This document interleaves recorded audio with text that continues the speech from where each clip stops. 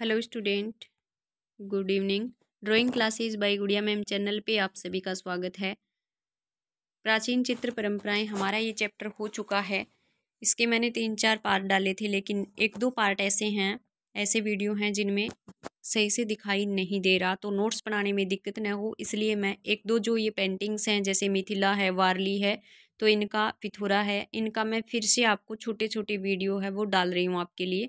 तो देखिए, सबसे पहले चित्र परंपराएं, तो बिहार की मिथिला है, मधुबनी जिसका दूसरा नाम है, जो कि अर्धवार्षिक परीक्षा में पूछा था, मिथिला का दूसरा नाम मधुबनी चित्र परंपरा। महाराष्ट्र की वारली, ये वर्ली चित्र परंपरा है। उत्तरी गुजरात की पिथौरा है। पश्चिम मध्य प्रदेश की भी पिथौरा है। राजस्थान की पाबूजी की फड़ और नाथद्वारा की पिछवाई, ये दोनों हैं वो राजस्थान की हैं।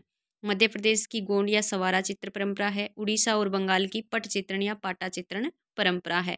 तो ये परंपराएं हैं। यहाँ से एक क्वेश्चन है वो इम्पोर्टेंट है, पक्का एक क्वेश्चन पूछा जाएगा। चाहे तो इन चित्र परंपराओं के नाम दे के जगह का नाम पूछ लेंगे, जैसे वारली कहाँ की है तो उत्तर आएगा महाराष्ट्र, या पूछ ले पिथौरा कहाँ की है उत्तरी गुजरात की, या पूछ ले पश्चिम मध्य प्रदेश की या उत्तरी गुजरात की, तो उत्तर आएगा पिथौरा। तो ऐसे घुमा फिरा के कैसे भी एक क्वेश्चन यहाँ से पक्का है। नेक्स्ट देखिए, फिर हम आज जिक्र करेंगे मिथिला के बारे में। तो मिथिला पेंटिंग है वो क्या है, उसकी चर्चा हम करने वाले हैं। ठीक है, तो देखिए मिथिला में क्या होता है। रंगों से बनाई जाने वाली बहुत सी प्रसिद्ध कलाओं में मिथिला का नाम भी है, और जो मिथिला से ही निकला है। मिथिला एक प्राचीन समय में विदेह के नाम से जाना जाता था। विदेह जहाँ से सीता माता की जन्मभूमि है, ठीक है ना। इसे मधुबनी भी कहते हैं, क्योंकि मिथिला नगर के पास ही एक मधुबनी नाम का नगर था, इसलिए इसको मधुबनी के नाम से भी जाना जाता है। और ऐसा मानते हैं कि सैकड़ों वर्षों तक यहाँ पर इस क्षेत्र में रहने वाली स्त्रियों के द्वारा किसी भी समारोह के अवसर पर, विशेष रूप से शादी समारोह के अवसर पर, और घर की जो मिट्टी की जो दीवारें होती थी उन दीवारों पर रंगों से कुछ आकृतियाँ बनाई जाती थी। रंगों से कुछ आकृतियाँ बनाई जाती थी, मेन इसमें यही होता है। और इस कला के उद्भव के पीछे कुछ लोग ये भी कहते हैं कि इसका उद्भव है वो जो राजकुमारी सीता का जो विवाह है भगवान राम से हुआ था, तब से इसका उद्भव माना जाता है। तो थोड़ा आपको ये भी ध्यान में रखना है।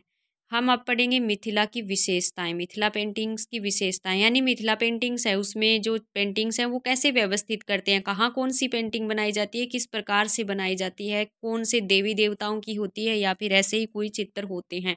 तो ये मैंने पॉइंट टू पॉइंट यहाँ पे डाला है। तो देखिए, पहला पॉइंट, घर के 3 क्षेत्रों में चमकीले तेज रंगों से बड़े बड़े चित्र बनाए जाते हैं।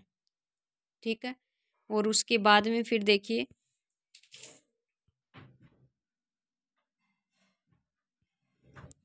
उसके बाद में देखिए, ये चित्र घर के केंद्रीय भाग पर या फिर घर के पूर्वी हिस्से पर बनाए जाते हैं। ठीक है, क्योंकि इनका मानना है कि घर के पूर्वी हिस्सों पर कुल देवी का निवास स्थान माना जाता है, तो वहाँ पर ये चित्र बनाए जाते हैं। फिर देखिए, मकान के दक्षिणी हिस्से में जहाँ एक कमरा होता है वहाँ बहुत ही महत्वपूर्ण चित्र बनाए जाते हैं। फिर देखिए नेक्स्ट, बीच के आंगन में क्या बनाते हैं। तो बीच के आंगन में हथियारों से युक्त भिन्न प्रकार के देवी देवताओं, जानवरों या फिर काम करती हुई स्त्रियों के चित्र बनाते हैं, जैसे पानी लाती हुई स्त्री, अनाज निकालती हुई स्त्री, ऐसे बनाते हैं। नेक्स्ट फिर देखिए, बरामदे के अंदर की ओर जहाँ पारिवारिक इनका मंदिर होता है, जहाँ पर ये डेली इनका पूजा पाठ होता है, उस स्थान को ये देवस्थान या गोसाई घर कहते हैं, तो वहाँ गृह देवता या कुल देवता के चित्र ये बनाते हैं। फिर देखिए, वर्तमान में क्या होने लगा है। वर्तमान में ये चित्र हैं वो कपड़े पर भी, कागज पर भी और बर्तनों पर भी बनाए जाते हैं, क्योंकि व्यवसायिक उद्देश्य से बनाए जाते हैं। व्यवसाय का मतलब किसी भी आर्ट, कोई भी हुनर किसी में है तो उसके बदले उसको धन मिल रहा हो, मतलब वो इस तरह से व्यवसाय कर रहा हो। तो आज के वर्तमान टाइम में, वर्तमान समय में कोई भी जो कला है वो व्यवसायिक कला के रूप में ही विद्यमान है। तो दीवारों पर भी आज भी बनते हैं, वहाँ पर जो भी शादी विवाह जो भी फंक्शन होते हैं तो वो क्या करते हैं, अपनी इस प्राचीन परंपरा का निर्वहन करते हैं। जैसे अलग अलग क्षेत्र के लोग, जैसे हम हमारे क्षेत्र में जो भी कला परंपराएं हैं उनको निभाते हैं, तो वैसे आज भी निभाई जाती है, लेकिन व्यवसायिक उद्देश्य से बनाई जाती है, कपड़े पर, कागजों पर, बर्तनों पर, ताकि उनको वो बेच करके और पैसे कमा ले। ठीक है, फिर देखिए, सबसे अधिक और रंगारंग रंगीन चित्र हैं वो घर के उस हिस्से पर बनाए जाते हैं ना, जहाँ जिसको वो कोहबार घर या अंदरूनी कमरा कहते हैं। नेक्स्ट फिर देखिए, जो चित्र दीवारों पर बनाए जाते हैं उनमें ये लोग क्या बनाते हैं? कुछ कथाओं को चित्रित करते हैं, जैसे भागवत पुराण से कोई सीन ले लिया, रामायण से ले लिया, या फिर शिव पार्वती की कथा चित्रित कर दी, या फिर दुर्गा की कथा, या फिर काली की कथा, या फिर राधा कृष्ण की रासलीलाओं से कोई सीन ले लिया। ऐसे करके और ये चित्र बनाए जाते हैं, यानी प्राचीन पौराणिक कथाओं को ही चित्रित किया जाता है। फिर देखिए क्या होता है, मिथिला के कलाकार हैं ना, वो चित्रों में खाली स्थान छोड़ना बिल्कुल पसंद नहीं करते। ठीक है, वे उन खाली स्थानों को विभिन्न प्रकार के अलंकरणों से भर देते हैं। मेन कथा, मेन कोई भी सीन है, उसके सारे जो पार्ट हैं वो चित्रित हो जाते हैं, फिर भी अगर कोई खाली जगह बच जाती है ना, तो मिथिला के कलाकार वहाँ पर कुछ अलंकरण कर देते हैं, जैसे फूल, पक्षी, जानवर, इस तरह की कुछ आकृतियाँ बना देते। चंद्रमा, सांप, सूर्य, मछली, ये आकृतियाँ बना देते। खाली जगहों को फील करना उनको अच्छा लगता था। फिर देखिए, मिथिला की जो पेंटिंग है उनसे कैसे भाव निकलते हैं। मिथिला के जो प्रेम चित्र हैं वो प्रेम, प्रबल मनोभाव, उत्पादकता, शाश्वतता, शुभ कल्याणकारी जीवन और समृद्धि के भाव को व्यक्त करने वाले होते हैं। यहाँ पे पूछ लिया जाए कि मिथिला पेंटिंग के चित्रों से कौन से भाव निकलते हैं, तो आप इन चीज़ों को ध्यान में रखोगे। फिर देखिए, स्त्रियाँ बांस की डालियों से चित्र बनाती थी, उनमें कुछ सूती कपड़ा वगैरह, धान के पौधे अरे से लगा दिए जाते थे।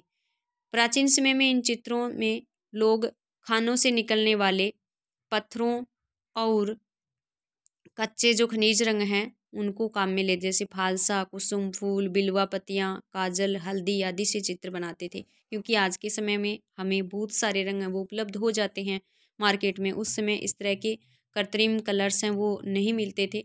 तो प्रकृति द्वारा सिद्धे प्राप्त जो खड़िया पत्थर है, हिरमिच, हिरोंजी, फालसा, कुसुम फूल, बिलवा की पत्तियाँ, मतलब ये ऐसी पत्तियाँ जिनको रगड़ने से रंगों का सा आभास या रंग हैं वो उत्पन्न होते हैं। काले रंग के लिए काजल का प्रयोग, पीले के लिए हल्दी का प्रयोग, इस तरह से चित्रों में रंगों का प्रयोग है वो करते थे। आज तो बाज़ार में अलग अलग प्रकार के जो कलर्स हैं वो अवेलेबल हो जाते हैं।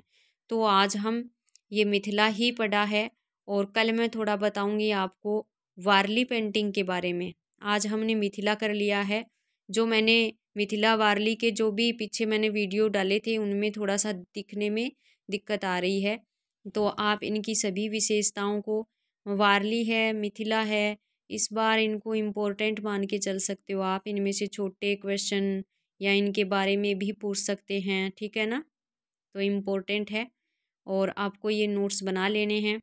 आज का वीडियो छोटा सा ही होने वाला है क्योंकि मैंने सिर्फ़ और सिर्फ मिथिला के बारे में ही आपको बताया है।